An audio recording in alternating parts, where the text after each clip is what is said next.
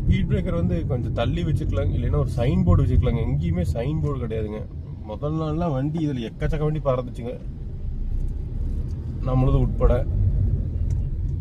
கண்ட்ரோலே கிடைக்கலிங்க. 80 நல்ல வேலை.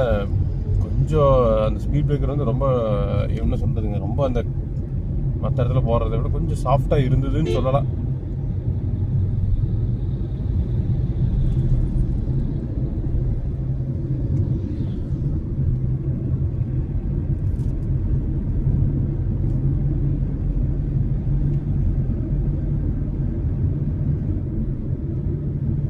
எனக்கு தெரிஞ்சு இந்த ஃப்ளைஓவர் கீழே இறங்கி இல்லைங்க, ஸ்பீட் பிரேக்கர் வைக்கிறத விடங்க பேரிகேடு வச்சுட்டு போயிடலாங்க. வேணுங்கிறப்ப வச்சிடலாம், இல்லைன்னா எடுத்துடலாங்க. எனக்கு ரொம்ப அது சஜஸ்டபுளாகவே தெரியலிங்க. நிறைய வண்டி ஒரு இடத்துல ஒரு சின்ன ஒரு இது கூட கிடையாதுங்க. வேகத்தடை உள்ளது, அது கண்ணுக்கும் தெரியுறது இல்லைங்க இந்த கலருக்கு. ஏன்னா பொதுவாகவே ஃப்ளைஓவரில் ஏறி இறங்குறோம் அப்படின்னு பார்த்தீங்கன்னா, நம்மளுக்கு ஹைவேஸ் எல்லாம் ஓட்டிட்டு திடீர்னு உள்ளே வர்றாங்க.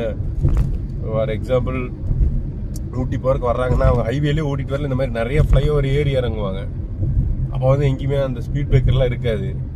திடீர்னு இது இன்டர்ஸ்டேட்டுக்குள்ளே வந்த உடனே